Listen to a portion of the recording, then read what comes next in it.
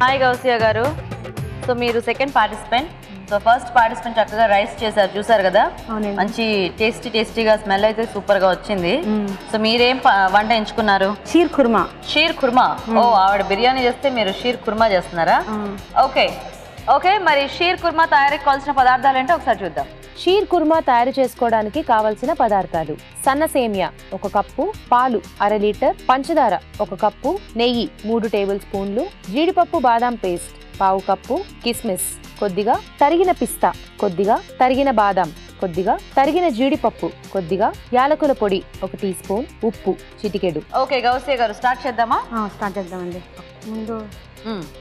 ముందు పాలు వేడి చేసుకుంటాం. 2 ప్యాన్స్ వాడుకోండి మీకు కావాలంటే. పాలు ఇది కూడా ఆన్ చేసేనా? ఆన్ చేస్తాను.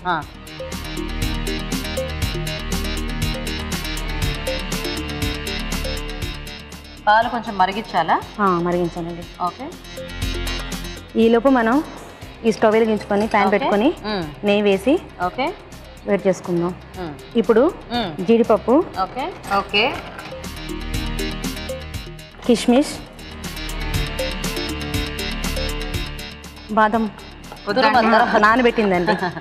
ఇవి 2 నానబెట్టేసుకున్నారా? పిస్తా బాదం 2 నైట్ నానబెట్టి మార్నింగ్.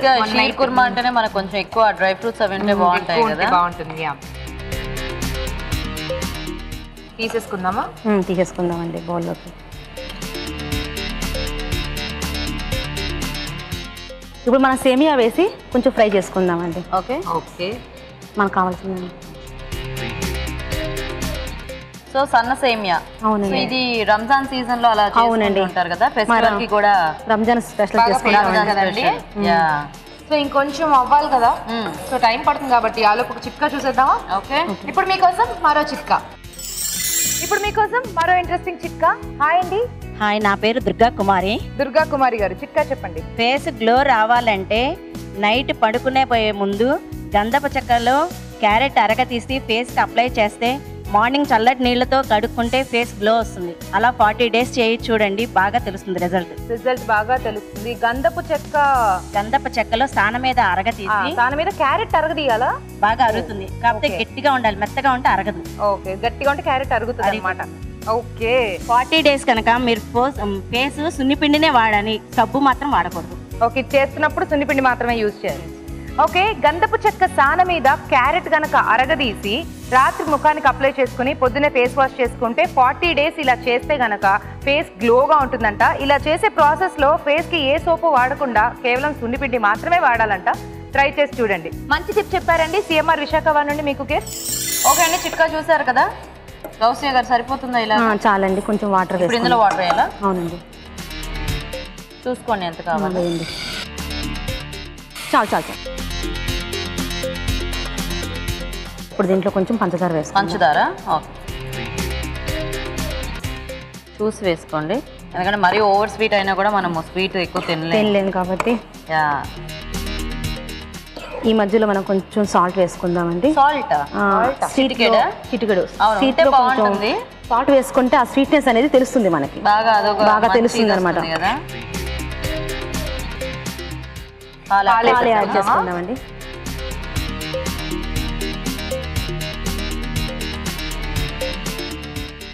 ఇప్పుడు ఒక బాయిల్ వచ్చిన తర్వాత దీంట్లో కాజు బాదం పేస్ట్ వేసుకోవాలండి. కాజు బాదం పేస్ట్. సో 2 నానబెట్టేసి పేస్ట్ చేస్తారా?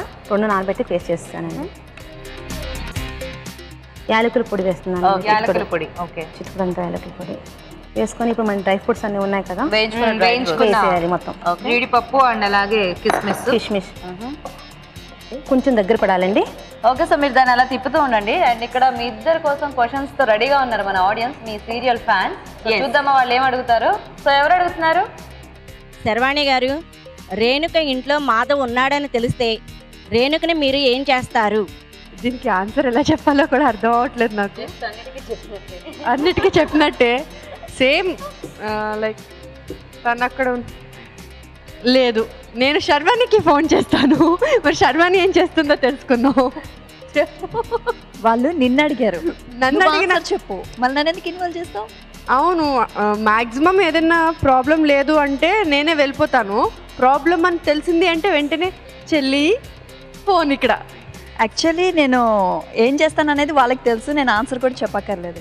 సో నువ్వు కనిపిస్తే నువ్వేం చేస్తావో అదే చెప్పు ఫస్ట్. ధైర్యంగా వెళ్తాను, పిరిగిదానిలో వచ్చేస్తాను. అదే లాస్ట్కి జరుగుతుంది ఇప్పటి వరకు. నరికేస్తాను, వెళ్తా. అక్కడికి వెళ్ళిన తర్వాత అమృత ఉంది, లేకపోతే శర్వాణి ఉంది, దాకొని వచ్చేయడం, ఇదే జరుగుతుంది. సెలెక్ట్ చేసుకొని వీళ్ళకే వదిలేస్తున్నాను, వీళ్ళని డామినేట్ చేస్తున్నారు. సో నేను ఏం చేయలేను. మాధవ్ లవర్ కదా, క్యారెక్టర్ పరంగా. Very nice. సో మంచిగా ఆన్సర్ చెప్పేసింది. ఇక్కడ షీర్ కుర్మా కూడా రెడీ అయిపోయింది. రెడీ అండి, ఆఫ్ చేస్తానండి. ఇప్పుడు దీని బౌల్లో తీసేయచ్చు. సరే బౌల్లో తీసుకుందామండి.